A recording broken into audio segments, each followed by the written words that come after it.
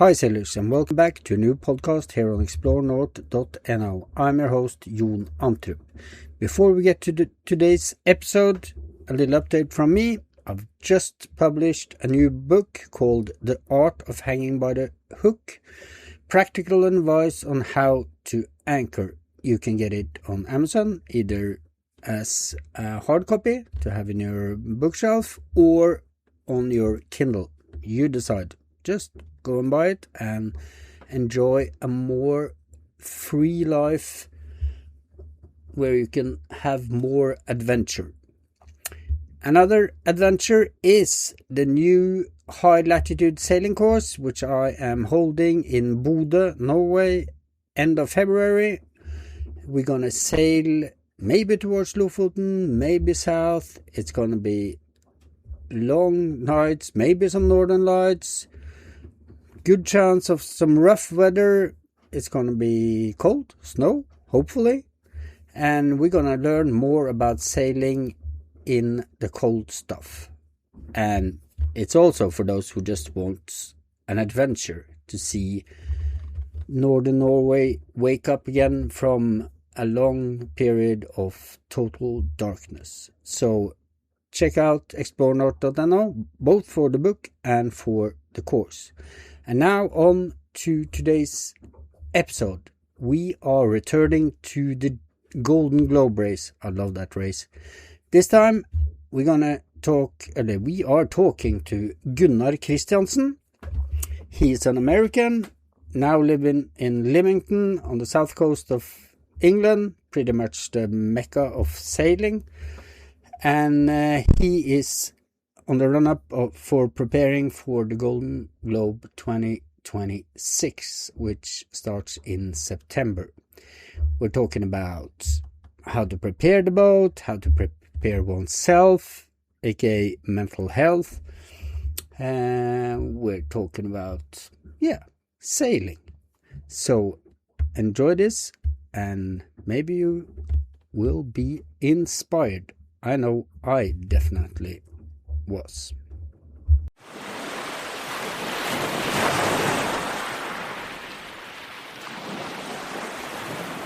Stay on the line, don't hang up. It's time for a new podcast, and this time we're a little bit closer to home. I'm in Fredrikstad, and on the south coast of England in Leamington, there's you, Gunnar. Hello, John. Hi. I must have been... The first message I sent to you was in Norwegian. Because your name is Gunnar Christensen. And it took me 24 hours to think, well, shit, that guy isn't Norwegian. Yeah. But there has to be some Norwegian ancestors or Danish or something.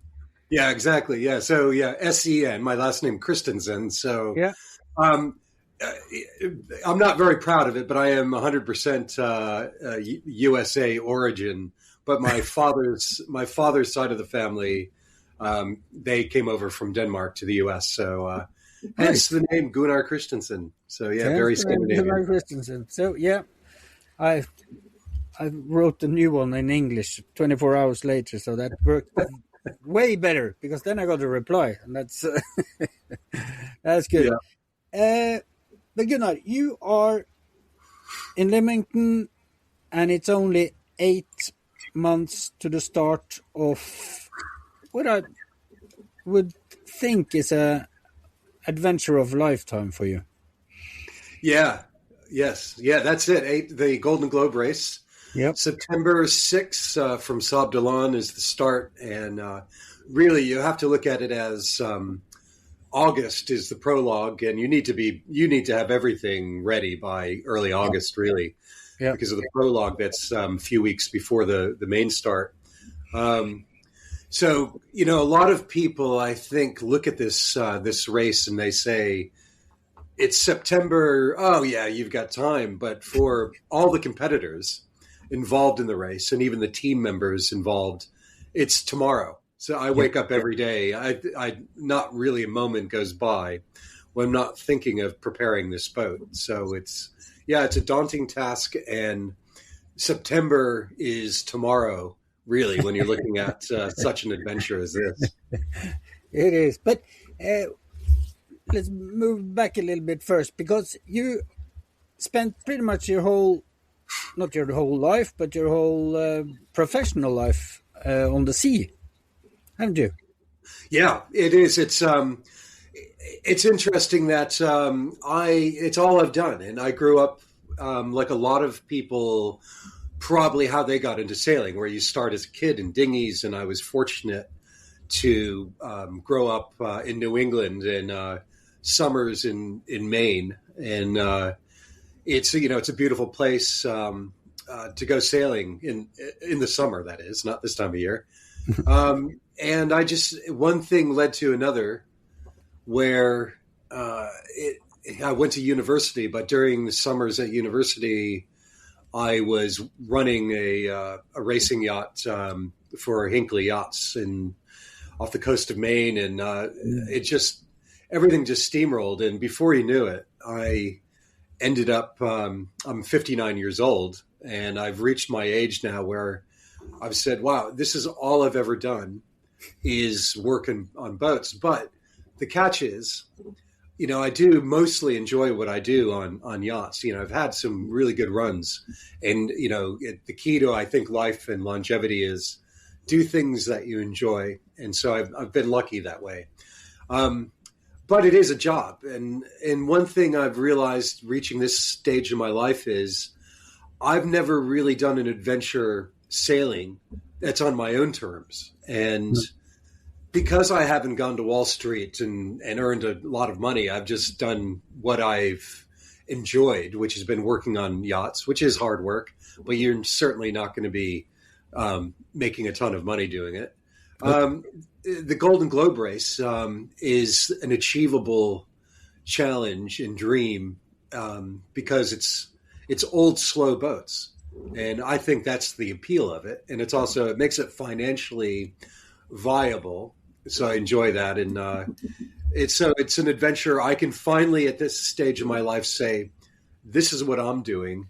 I'm not being dictated by somebody that owns the boats or, this is the race I'm doing on my own terms. When did you make the decision to enter the race? I was looking for an adventure probably about 3 years ago. I rescued a Baltic 42 sloop from Jamaica that fell into my hands, and I kind of need to get out of my hands because every boat, even though it was dirt cheap, cost money, of course. Yeah. So I thought, what am I going to do with this boat? And I was reaching that point where I did say, let's do an adventure. And, I've listened to some of your podcasts, and I think, there needs to be a purpose to whatever I do on a boat. And, whether it's citizen science that we can discuss later, the greater good rather than me. I can't imagine actually just cruising and taking a boat and just going from island to island. To me, there has to be some sort of purpose. And we can also discuss who I have partnered with for the race. But that's kind of where it hit, where I said, let's go do something. And a client of mine who I did some work on a new boat build 3 years ago said, you really should do the Golden Globe race, because what race are you going to find to do on your Baltic 42 that's going to be as epic as something like the Golden Globe? Yep. The issue, of course, is it has to be on a full keel vessel between 32 and 36 feet. So right away that ruled out my Baltic 42. So yep. I had to go on the search for a new boat. But the seeds were planted about 3 years ago, and I spent some time sailing on this new yacht with my client that I'd helped build, and we had a lot of time to just sit one-on-one and talk. And he said, I tell you what, to jumpstart your Golden Globe race, I'll pay the first entry fee. So he did, which I said, well, now that the entry fee's paid, I guess I've got to go find a boat and go do it. That's a nice gesture from a client. And then he asked me, hey, can you help me take my boat transatlantic? So because I've already paid the entry fee, so he got a good deal. He got a good deal. Yeah. Oh, that's good. That's good. So you didn't follow the previous races? I did a bit. I certainly, since I've committed full steam 2.5 years ago, have gone back and looked at all the footage, all the boat tours, Yep. watched onboard videos of during the race and the outfit refits, and but no, probably I did watch Kirsten in from afar when Kirsten Neushofer won the 2022 edition. It was kind of there because it's sailboat racing that appeals to me. So I would watch a Golden Globe style race, more than I would sit and watch an America's Cup, a Sail GP, or a Vendée Globe. They're all amazing. I think technology is amazing, but it doesn't interest me to sit and watch it. No. And follow it. Whereas like the Clipper race is interesting because there are boats I can wrap my head around, and the Golden Globe race is just, what's crazier or more epic than going around like Sir Robin Knox Johnston did on Suwayli in 1968. So yeah. It was always there, but yeah, not something I had followed closely. No. Huh. And then you had to, first installment pay, you had to find a boat. How did you go forward to locate the boat you ended up with? Well, as you know, there's a list of boats available. If you did find one not on the list, you could petition the organizer, Don McIntyre, and see if he would accept it. But it has to be, of course, that full keel and fall within that size range. So this is a good story because the smart tack to take with finding the boat would be find something local to me. So Isle of Wight, I looked at 3 Tradewind 35s. I liked the Tradewind 35, although not really the fastest boat. I just liked the layout of the foredeck being flush. Good sturdy boat. Biscay 36 was another one I looked at in Wales, because Simon Kerwin in the last edition really had his Biscay 36 moving fast. And, if he didn't have the problem with his wind vane, he would have won that race easily. But my team, I have a very good team here, and they keep me grounded. So they came with me and looked at many of the boats, and they're retired lawyers, and one's an RAF Tornado Fighter Squadron commander, and very serious, and they level-headed. I'm a bit more of, maybe wild is not the right word, but I'm a bit more esoteric, and I just go and get it done. And maybe I should think about things a bit more.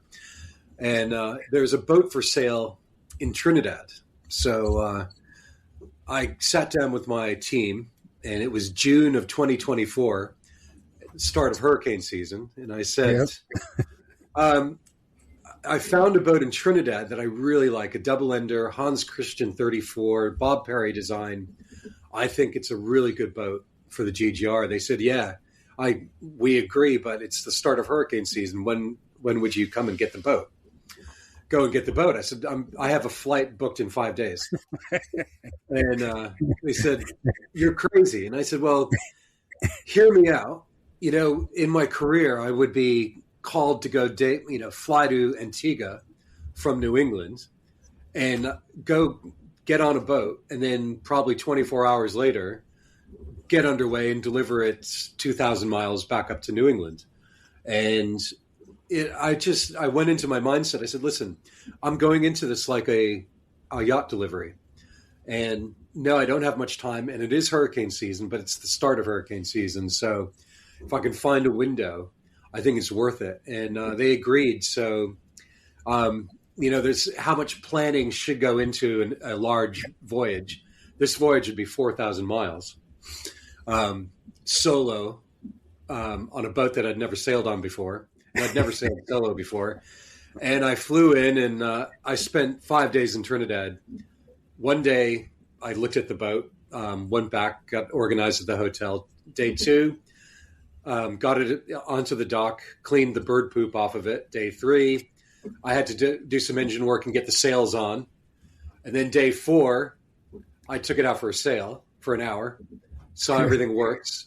And day 5, I left because it was a clear window of low pressure, tropical low pressure systems all the way to Africa. There was a 5-day window. And I thought, you know what, if I can get out of the Caribbean, I said, I can make it out of the Caribbean if I leave tomorrow because I've got a 5-day window of nothing developing. And if I do have an issue, I've got 3 days of where I can stop in Antigua or St. Martin on the way up if I do have a critical issue. But that's the boat. And right away, I put it through 4,000 miles of, North Atlantic. Yes, it was summer, but still I hit some good, some rough weather, which is great. Yep. To test the boat. And I realized it is just a really good boat, and it was the right move to make. Although I don't recommend going and buying a boat and sailing at 4,000 miles without a bit more of a test sail, but it worked for me. Nice. That's a good story. But how much did you break on that first delivery? The stove, one of these paraffin pressurized stoves, I couldn't really get that to work well, but luckily I had a backup of a cheap camp stove with some gas bottles.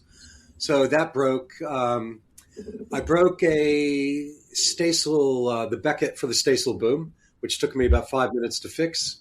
And then downwind and light air, I ripped the staysail just because it was slatting back and forth. And I took it down and sewed it up took me an hour and put it back up. And it's amazing. I've done so many boat deliveries and transatlantics on fancy yachts, and you're always fixing things. What I love about this boat is it's simple. So you don't have hot water. I don't have all the fancy systems, but I'm also not fixing things all the time. Like I did the 4,000 mile transatlantic with nothing really that went wrong, which is amazing. Yeah, that's it. I've talked to a lot of people that want to go out sailing around the world or something, and they always ask me about equipment, right? What should I put on board? And it's pretty much like you say, the less the better, because you're going to end up, the more shit you have, the more fixing you're going to be doing all around the world. So less is way more, isn't it? Oh, it's so much better. I just don't know how in a short period of time, like a generation or so, we got away from, well, number one, the seaworthiness of a full keel vessel offshore with a wind vane, which I'll admit, I've captained some long keel, large, classic racing yachts, but I didn't take them offshore for a long, extended trip. This is my first trip on something like that. So I don't know, number one, back to simplicity. How have we suddenly made things so ultra complicated in a short period of time? And, and then also the seaworthiness of boats. The ones I've delivered, Beneteaus and Jeanneau's all have their place. I never really poo-poo anybody's boat because everyone, Jeanneau's and Beneteaus are great for what they do. Yep. But I've delivered a lot of them, and they're just not, necessarily offshore. I think the best thing to have. Anything flat, is not to me the greatest. I just love the safety factor of my boat. If you get, you get some heavy weather, you get the proper sail combination up. The wind vane works fantastic. And you can just curl up down below and have a bit of a cry and dream about cheeseburgers, and the boat's just going to be sailing just fine and no issues. No. Yeah, and that was a second issue because, as you said, this was the first time sailing solo, and 4,000 nautical miles. That's a bit of a distance. How did you enjoy it besides the crying? Or the cheeseburger? I enjoyed it. And, one of the, back to the GGR race, the Golden Globe, is there's some qualifiers you have to do. So you need 4,000 total miles solo 2,000 of those need to be nonstop in the boat you're doing the GGR in. So this helped me get the 4,000 mile qualifier of sailing solo, because I'd never sailed a day solo in my life before. So that was great. And the challenges of that transatlantic 32 days is the mental aspect of such a voyage. And I always knew there was going to be a mental aspect to it. And it just made me realize that it is probably the number one aspect to deal with such a long race is that aspect of it. And what's interesting is, and more is going to come out as we proceed, about a partner that's come on board for my campaign, and it's a mental health charity, and it's to help with the commercial side of the sailors who work on commercial, the container vessels, etc. And I have a really great partner who has started this charity, who's going to the boat will be a mouthpiece for that charity. But what's great is the parallels of this race and the mental aspect of it, and how important mental clarity is, and maintaining that. Also, the same happens when you're sailing in the merchant. If you're on a merchant ship, you're away from home for so long, and there are a lot of parallels, which I'm really happy that I can share with this campaign. So it's really it comes down to, it's not about me, it's about a greater good, and I love having a greater good, and this charity is going to be that. And so back to the mental part of it is, make sure on a large voyage that when you're solo, you have a clean slate as far as everything at home goes. I was in the process of selling a house. My dog wasn't well. There's a lot of things going on, some things personally going on. And I had a Garmin InReach, which is 150 characters, where I could communicate with my neighbor at home. And it just, I needed to not have that distraction. And it made me realize, having a calm mental approach is going to be so much better. But about the Golden Globe race and being alone, I'll use quotes in that, I don't think I'll feel as alone as I did on that transatlantic, because you have a whole world, you have a family of GGR fans, and I have my own team here, and family and friends who are all behind the race and really interested in it. So even though it's lonely and you're out there, you just know that people are logging on every minute, and they're going to see where you are on the YB tracker, which is great. We can be tracked instantly all around the globe. And so we will have satellite contacts as well, just to race headquarters with a satellite phone. So we can call once a week. It's mandatory. So Facebook Live will stream that. So I think the mental aspects, although a great challenge, will be lessened a bit, just because of the family and everyone that loves the Golden Globe race will be watching it. Yeah. And you also have the radio communications with the other competitors on HF, don't you? Yeah.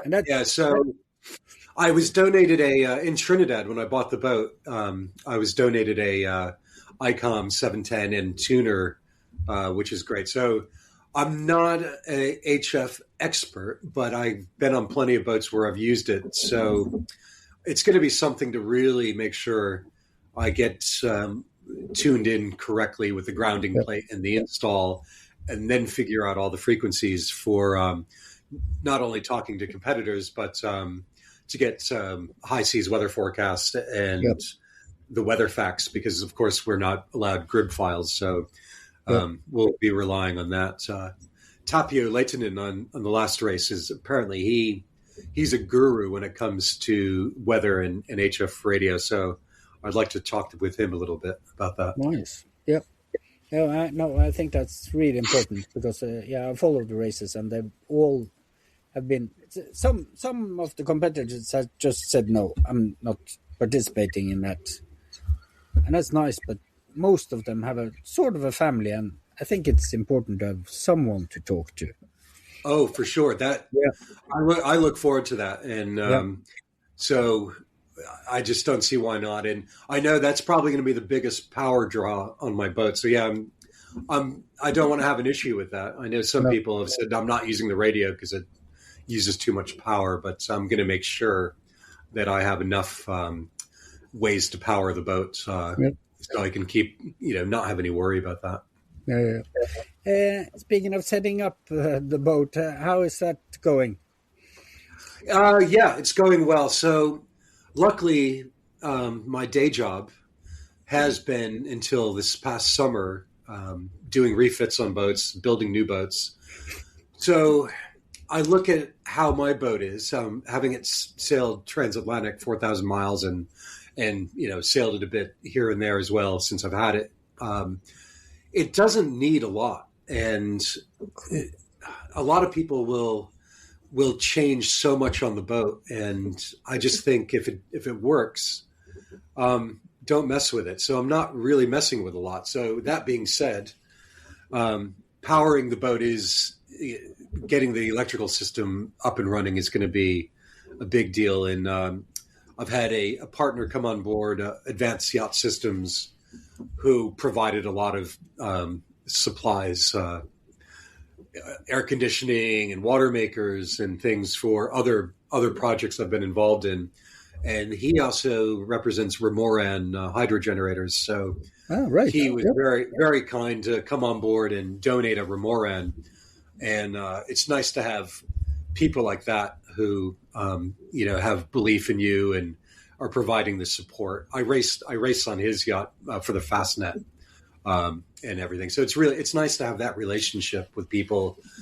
Smart Boat is coming on board. They do system integration for monitoring on large yachts. And I don't have any of the systems anywhere near the size of what they really, could utilize, but they're going to help out with with the wiring system, and I'll be able to transmit while I'm training some data back to them, and it'll be interesting to get some polars and things to sail by, because I'm getting a new rig with all spars and new sails from Sanders Sails as well. So yeah, the big ones are the sails, the new mast, rig.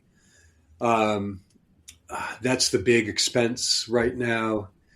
And then there's just things like I have a hatch sitting in front of me here. I just put the numbers on. It's a Lumar hatch that I bought used. I'm adding 2 new winches to the cabin top for spinnakers. Really, I went and bought many of the items used because, as I know it's close to your heart with Greenpeace and some of the work you've done with sustainability. Yep. I really don't think modern yacht racing isn't sustainable at all. And No. and this is a great way to you buy an old boat and you just keep it going. And I've bought old winches, used winches. I bought hatches off a boat that was being crushed. Yeah, I do have new sails, but I think I can be, they're Dacron sails that will last quite a long time. So there's not a big footprint as far as, carbon footprint goes with this race. So, back to the refit, it'll really start kicking in by March. The mast will come in, the sails will be ready, choosing which bottom paint to use, because we know that's probably one of the biggest considerations. It's a big one. Yep. A new hydro vanes being installed.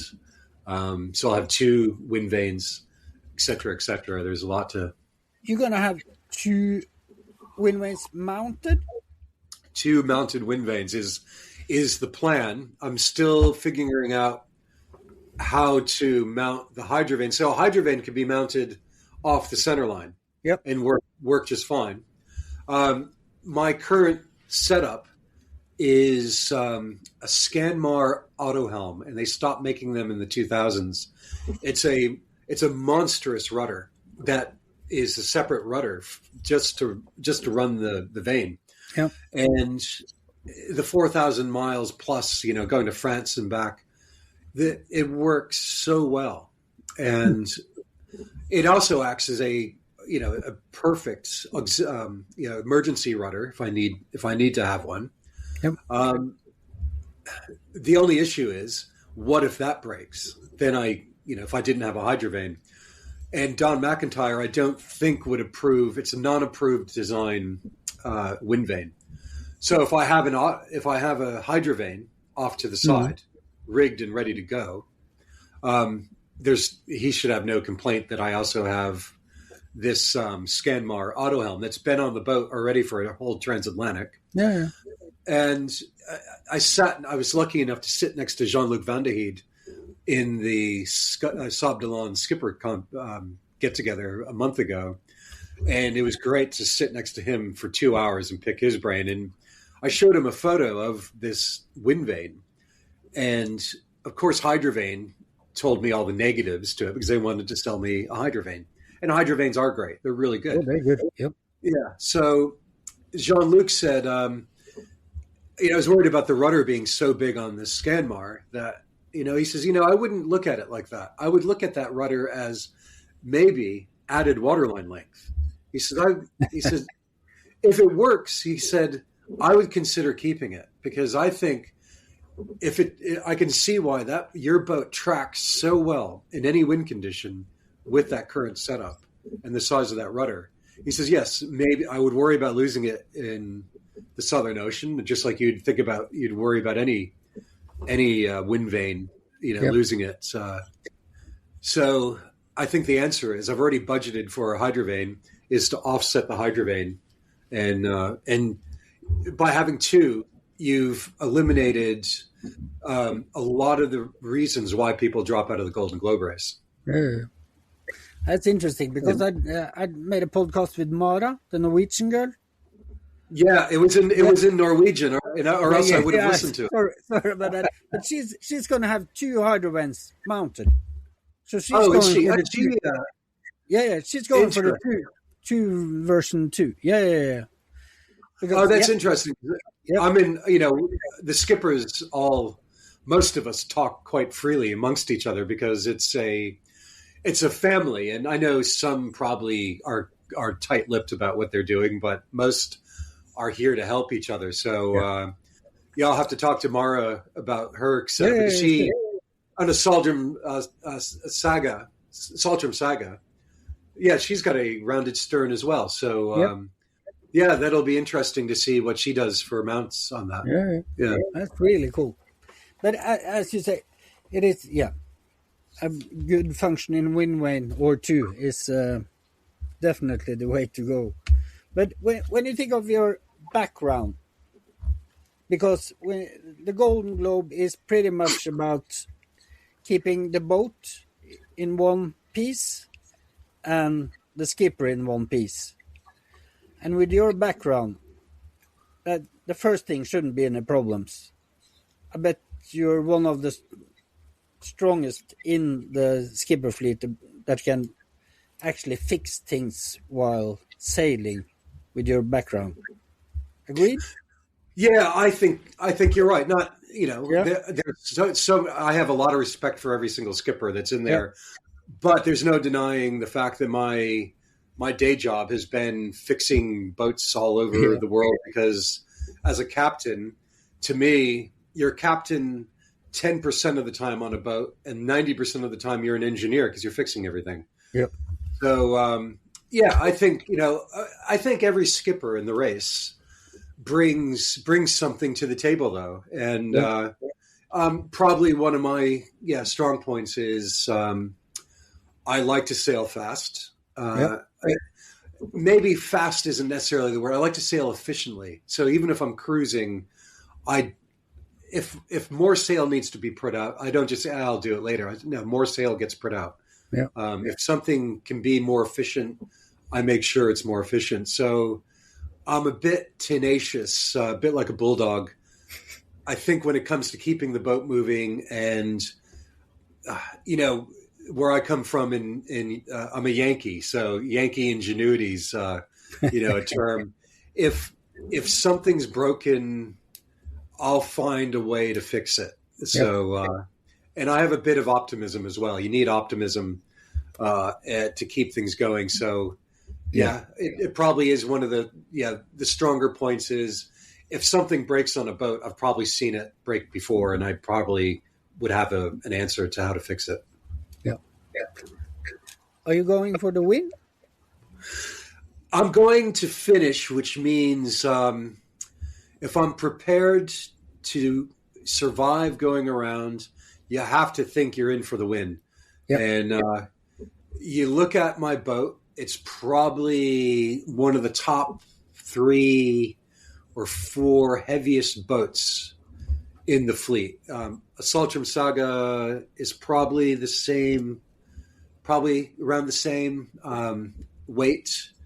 My boat, it's funny, people look at my boat at the boat show I had at the Southampton Boat Show. They were kind enough to have a special interest section, and they invited my Golden Globe boat to be there, which is really great for exposure for the campaign. Yeah. But people would look at the boat, including Sir Robin Knox Johnston, who was there, and had a quick look at the boat. And they all say, well, you won't win the race, but you'll probably survive, because when you look at my boat, it just looks really seaworthy and sturdy. It doesn't look like a Rustler 36, where a little more modern and fast. But when I look at the waterline length on these double end boats, my boat is 3 feet longer than a Rustler 36 on the waterline. Yep. And when you include my bowsprit, I'm at 38 to 39 feet. So I'm sorry, using old school technology here as far as not using meters on that. But I can have a bunch more sail area compared to some. So I won't be the fastest down the Atlantic, most likely. But the long, long run in the Southern Ocean, which I've never done before, but I can imagine, my boat is going to hopefully chug along, and hopefully I'll be fine. And I think the boat should do really well, and because I'm on a good path to get it outfitted well. And I don't think it will be a slow boat. No, and in this race, isn't it more about the sailor than the boat? I think you're right. Yeah, it's such a long distance. You're at 30,000 plus miles of distance around. And you have to be a tenacious bulldog, I think, to keep your boat moving. And, you look at some of the sailors in the past editions, I don't think they were pushing their boats right. And, you also have to have your storm tactics dialed in correctly. Very important. And so if you have the knowledge in heavy weather, it's going to really, suit you quite a bit. So for sure. And I mean, in this race, look at who we have. We have the French sailor. What's his name? I just was with him. He's on a biscuit. He's going for the win. I mean, he has a huge sponsor in Le Sable d'Olonne. You'll remind me of his name. Yeah, I'm trying to find it now. Pesce is the last name. That's it. Damien? Yeah, Damien. Yep. That's it. Yep. Right. And he, well-funded, really, a fast boat on paper. But again, it's his second try, and he didn't have the hydrovane mounts dialed in correctly, and he had to drop out at Cape Town. So you can have all of this great experience and racing experience, but if you don't have your boat properly set up, then you can have these issues. Guy Debord fell asleep off the Canary Islands and was out of the race. So you just have to keep going. And you look at the first race, 2018. It's amazing how close it can be, because Jean-Luc Van de Heide, who did win the race, was chased by Mark Slats right up to the end, because Jean-Luc had his lowers pulled through his mast, and he could only sail at a fraction of the speed he wanted to sail. So Mark Slats almost caught him. It's I think it's an exciting race because of that. And, I think you could have, their chances of somebody who is really tenacious and strong that could win. Mara, she could win the race because she's strong. She's a strong character, and there's Per from Sweden. I met him. He's a doctor, but just really, really strong characters. Erden Aruk, who's gone around the world, human powered. Yeah, these people might not have the experience I have, but they probably have the tenacity, which is what you need, and the perseverance to get around. And if you can get around, you can win the race. So it's who knows. I've interviewed Erduk a couple of times in another work. I was working for Explorers Web when he was doing the round the world thing, and that he never gives up. It's just it just chews away, and stopping or giving up isn't an alternative. It's not. It's never on the table. It's just go, go, go. Which is what you need. I think this is a great race for him. He stopped by in Livingston, and of course I met him in Sable d'Olonne as well. And great character. It's lovely to meet all these characters. And hopefully, I think Erdem's coming up with his boat from Portugal to finish his refit up here in February or March. So it'll be great to see him. That's cool. Are you going to get some sailing done after the new rig is stepped? Hopefully, yes. Yeah, I have to. So it's kind of a complicated notice of race. It's quite a book. It's that thick. I have one here someplace because it's my Bible. I read it all the time. And it says you need 4,000 miles solo, 2,000 miles in the boat you're going to do the race in. Well, I said, well, okay, Don, the organizer, I've got that covered. He goes, no, you need to go do 2,000 miles also. Right. Okay. Just because it's not as that clear in the notice of race. But honestly, the more now that I'm doing to the boat, with the new rig, new sails, I thought, really, I'll do it. Everyone needs to go do a 2,000 mile qualifier within 18 months of the start of the race. So, you know what? It makes a lot of sense. That's 14 days, 2 weeks, maybe out of my prep, which I think is invaluable for me to go.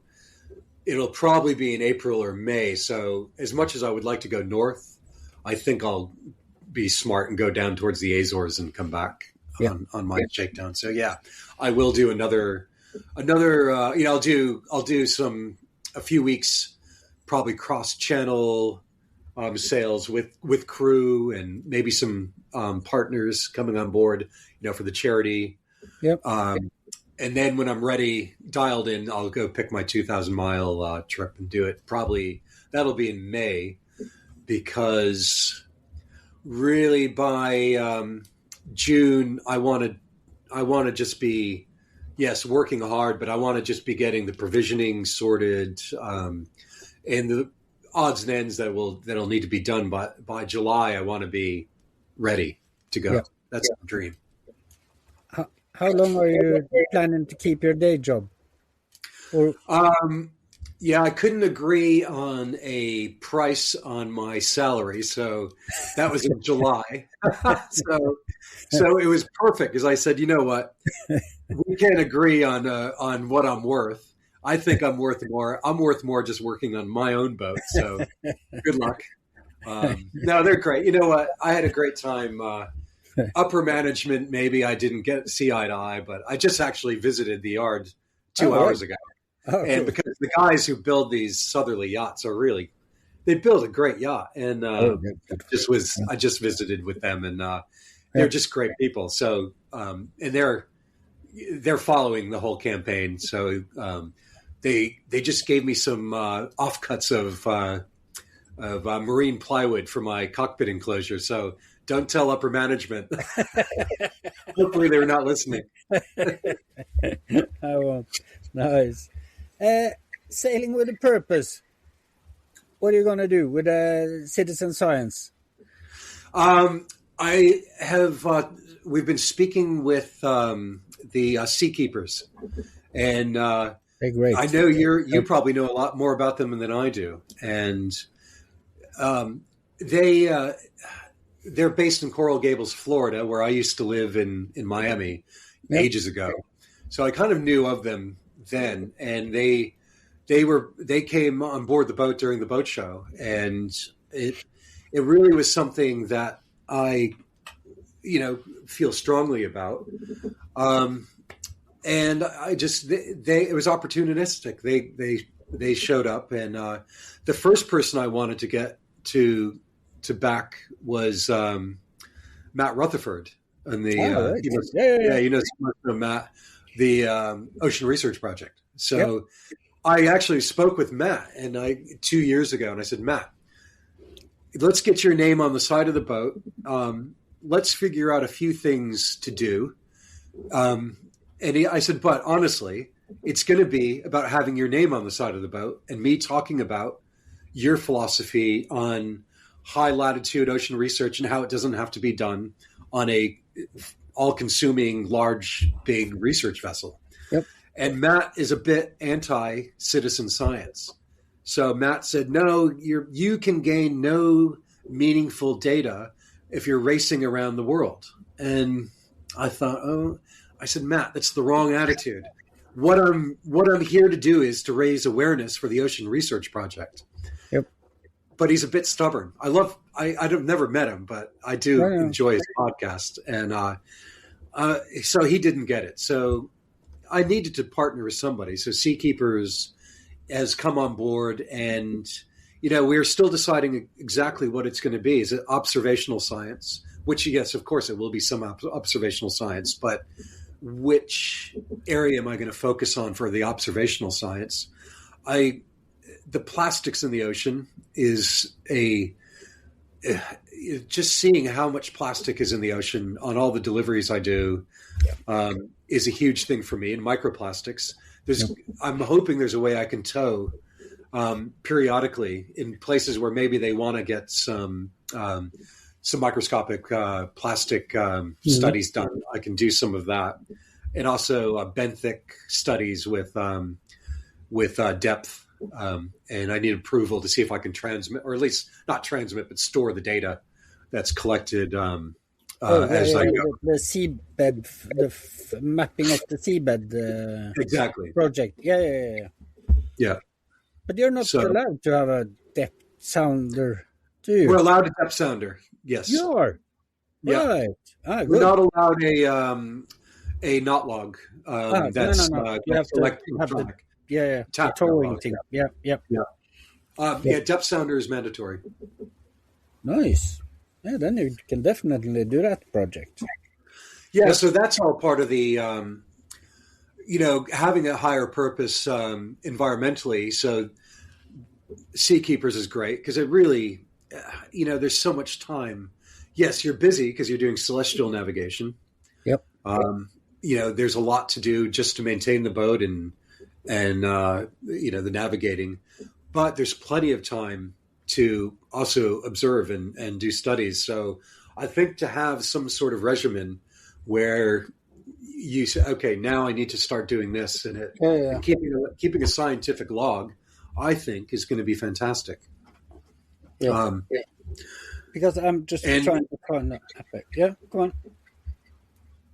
Yeah, the other greater good is partnering with this with a mental health charity. Yep. is really also it's great. So they're going to come on board. So the boat will be part of that charity.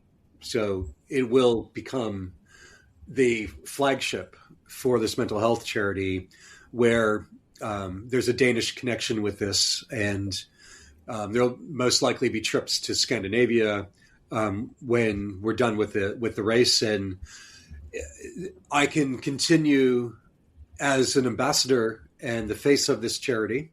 Yep. Or if I am busy with some other projects, we can have somebody come in and take the boat to wherever it's needed for exposure to promote this charity. So that's also the greater good, because the mental aspect of things and just life in general I think is really important. I have a 14-year-old daughter. I think she's, knock on some wood, she's fine mentally, but I think it's a growing concern with a lot of kids these days and adults as well, is seeking help when you need it. And I'll be doing some meditation in January coming up, just to help wrap my head around the mental clarity side of things. My girlfriend says I definitely need to relax more, and I need meditation. So that was my Christmas present last year. Always listen to your girlfriend. What does your daughter think about you joining the race? Well, I think when you're 14, you've got so many other things going on. She lives in Stockholm with her mother. And so I think it's cool. She's lovely, grounded, kind, such a kind person. And I think she looks at it as a cool adventure. And I'm hoping it continues that way, because my father flew a dive bomber in World War II. And he before I was born, he did a bunch of crazy sailing adventures. And then he got responsible when I was born, and, more corporate. And I didn't look, I still respected him, of course. But to me, the more interesting things about my father and my mother as well, because she's quite a sailor. She was all, these adventures that they did. So I'm hoping my daughter looks at it as, this is really cool, that you should just go and do what you love. And if an opportunity arises, do it. And I'm lucky that this is what I do for a living, and it's helped me to achieve this. Cool. What I also asked Mara this question because you're all professional, and the big thing with all around the world races, the biggest thing is to get to the start line. When I'm talking to you, it doesn't sound like there's even an option that you're not going to be on the start line. Is everything is good? Yeah. And you need your health. So hopefully nothing catastrophic happens health-wise. But I mean, the big thing is, I owed a month and a half ago, I owed the final payment for the entry fee, which was 8,000 euros. And when you're not working and you're not rich, is quite something. But, that's a hurdle to get over. Once you've done that, you're really committed. So I have the boat. I have most of the qualified mileage. I just have, the 2,000 miles to do. Even if something falls through with the funding for the rig and the sails, which I don't think it would, because it's almost done deal. I'll go with the mast that I have, because my mast is still, I just had it inspected and it's okayed, nothing catastrophically wrong with that. I would need to buy, a couple new sails. I'm getting to the start. So I have a really great team in the States as well, who are going to be backing me where I grew up in Christmas Cove, Maine. There's a yacht club there where I learned to sail, and they're just lifelong friends. I haven't seen them in a few years, but if I did see them, and I periodically will run into them, it's like I had never left. So they were smart. My friends went to Wall Street and made money, and I went sailing. So they live vicariously through me. And I look at them with envy now that we're reaching retirement age, that they can retire. But it's the yin and yang, isn't it? So I look forward to them. I think what people say with fundraising goes, it's really tight right now for me financially with a mortgage and just the payments that you have with everyday life. I'm hoping things will. Right now, the race isn't tomorrow for everyone. They're thinking of Christmas. They're thinking of the New Year. But I'm hoping by spring, the support will start to come in a bit more, as far as, getting enough money for my first aid kit, which is quite expensive. The provisioning, the food is about 8,000 pounds worth of food, in British pounds sterling for food. But I am lucky already. I've had, as I mentioned, I have the Remoran hydro generator donated. A lovely fellow at the boat show donated a life raft just because he thought it was a really good thing to do and wanted to be part of it. Yeah. Mustang survival for all the my survival suit, all my foul weather gear. I have a box right here next to me. I just went up to the Mustang UK headquarters and got fitted for all sorts of foul weather gear and offshore gear. And Nice. I really love the fact it's Mustang because, they're based in Vancouver, Canada. And over the years, I've always, and on research vessels and things I've worked on, we always use Mustang commercial survival gear. So it's like I'm coming home by having Mustang survival on board. So, yeah, as I said, I'm tenacious. I will get to the start because I've entered. I have the know-how, the skill. I have the boats. I have a great team behind me and sponsors. So there's nothing going to hold me back unless I get hit by a bus. But we don't have many buses in Leamington, so I'll be all right. No. It's not going to happen. What are you looking forward to when the starting gun, which isn't a starting gun, goes off? Yeah, so what I'm looking forward to is no more preparation. I'm already tired of the preparation. So it's just, I'm looking forward to, this is why we're here. We're there to race these boats and get around the world. So it's just getting out there and getting started and getting it done. And, the camaraderie. You say, well, it's solo, but, we mentioned talking with the competitors, and you can finally just breathe a sigh of relief when you leave Sub Delon. And, I just can't imagine how hectic it's going to be, the weeks leading up to it. It's going to be absolute mayhem. I hope Mara takes most of the attention because it's so popular, and they leave the rest of us alone. Well, she definitely is going to try. Yeah. I'm going to be there. She's great. She's great. She stayed at my house here in Leamington during the boat show. She came up and I said, well, I'm staying at my girlfriend's. So just stay at my house in Leamington. It's, you can take the train over to Southampton. And, my girlfriend said, you're having what? Mara stayed at your house? You gotta be kidding me. I said, of course. She said, you don't even know her. I said, I know, but this is what sailors do. You help people out. I don't need to know her. She, my house is her house because that's what you do as sailors. So, yeah. So it's great. I got to meet her and the rest of the skippers. So it's great. Yeah, I'm looking forward to coming because I'm going to be on the start line too. I'm sailing Eastburn down there. Oh, fantastic! That'll be great. Yeah. I'm really looking forward to that. I was working with Are Vig in the first edition. Oh yes. I was his tour manager, and we forgot all the chocolate on the dock. Horrific. Yeah, I know. What's your worst fear of not getting on board when it comes to provisioning? I have to say that would rank as probably one of the top fears in my life.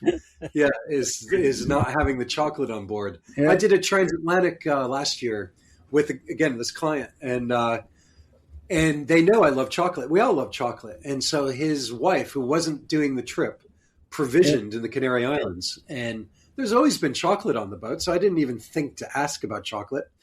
And the first day I said, right, where's the chocolate? And nope. Denise said that it would melt because it's too hot going to the Caribbean, so no chocolate. What? Are you kidding? So that would be hard. What else? I don't know. I've got cassette tapes, so I've had already cassette tapes donated, charts. What's great about, I'd hate to miss some of the charts because that would be catastrophic. But the one thing is there's a Volvo 70 from, the Volvo race that's here in the area. It was in Leamington last year. And, this is what I love about the sailing community. The captain of that boat, you think of these big, fast racing yachts, and you think they're, rock stars, and you can't talk with them. This guy couldn't be nicer. Irishman Johnny Mordaunt from Ireland, and he has just bent over backwards to help with things like charts. So he said, "Listen, we don't keep charts on our Volvo 70 anymore, but it's done the Volvo Ocean Race. We have charts for most of your locations. So I'm just right next to me. I've got a whole table full of charts, thanks to people like that. And it's just fantastic. So yeah, chocolate would rank up there. Charts. Not having enough books would be pretty horrific. I do love to read, and I heard some skippers, like Guy Waits, when he was interviewed, they said, "What books did you take?" And he said, "None. Just the almanacs and the HO 249 I needed for Celestial." I thought, how do you spend, close to 300 days out at sea and not have a book? No, that's not possible. No. Let me ask you a question. As somebody who's been a shore manager, what do you see? Because you already have the knowledge of seeing the prep involved. Do you think the skippers nowadays, do you think they're missing anything? What are the secrets maybe that some people might miss? Ooh, that's a tough one. I think the mental bit of it, because everyone is focused on doing all the preparation, all the things, getting all the sails right and make the boat go fast, but it's more about, like we talked about, having the mental capacity to pick yourself up when things go really shit. That and I don't know how you prepare for that, but somehow you have to think things through before you get out there, because I think it can be very lonely. Yeah. And very hard when things break for the 14th day in a row and you still have to be creative. But yeah, it works for me. Swearing. I curse like a sailor, and I yell at the crew member that made that stupid decision, and why did you drop that? And but that's me. I'm yelling at myself. Yeah. I don't yell. I never yell with crew on a boat. No. Because I've sailed with enough people who you probably have too, where as soon as I hear a voice being raised, other than to get beyond the noise of the wind, that I'm just I have zero tolerance for that. The only time people say, what's the hardest thing you've encountered at sea, and the worst situation you've ever been in, and it's a time that I did raise my voice, was a transatlantic I ran a 94-foot Sparkman Stevens sloop back and forth Caribbean and the Med, and for a pretty horrible owner. And we had his chef on board for the transatlantic, that was a chef from his ski chalet. He was worthless, and he didn't drink coffee, he didn't drink tea. And so we're 2 weeks into the transatlantic, and I'm going on watch, and I said, "Where's the coffee?" And he says, "Oh, I guess we're out." And sure enough, we're out of coffee. All right. I'm not going to throw him overboard for that, because I'll drink tea. That's fine. So I start looking in the cupboard for tea, and there's 20 boxes of tea. Not one of them was caffeinated. So there's sleepy time tea, there's chamomile tea. I threw a fit. So, people say, what's the toughest situation you've ever been in? Well, it was 2 weeks into a transatlantic and running out of caffeine. And that guy was fired in Gibraltar. You're flying home. So chocolate. So chocolate would be second. Number one would be coffee. Coffee. Yeah, definitely. Yeah, I follow you on that one. Cool. We passed an hour here now. Got to wrap it up. Anything you want to add that I haven't asked, or things you want to mention, or anything? No, it's great, to do a little bit of a dive into your background, and it's really great. I have the Bob Shepton book right here, and nice. It's really cool to. We're just gonna grab it. Hold on. This is one of the. So how did you start with that? But Addicted to Adventure. That's is just one of those. Yeah. And I know Bob quite well, so. I've written a book together with him. Yeah, you wrote to the High Latitude book, didn't you? Yeah. But I've never met him. What? Yes, yeah. Yeah. So kudos to you for doing this these podcasts, and having people hear about these adventures. And I hope on Eastbourne I can see you sometime. Within maybe the UK or down in France or definitely down in France. Yep. Great. No, I love doing this podcast. I get to talk to interesting sailors. Yeah, it must be really cool. Yeah, it's great. It is. Thank you so much, Gunnar, and good luck with the preparations. And we'll probably do this again one more time before you leave, won't we? Oh, I'd love to. Yeah, I really enjoyed speaking with you, so I'd be happy to. Cool. Thank you. Enjoy your weekend, and talk soon. Great. Thank you. Thank you.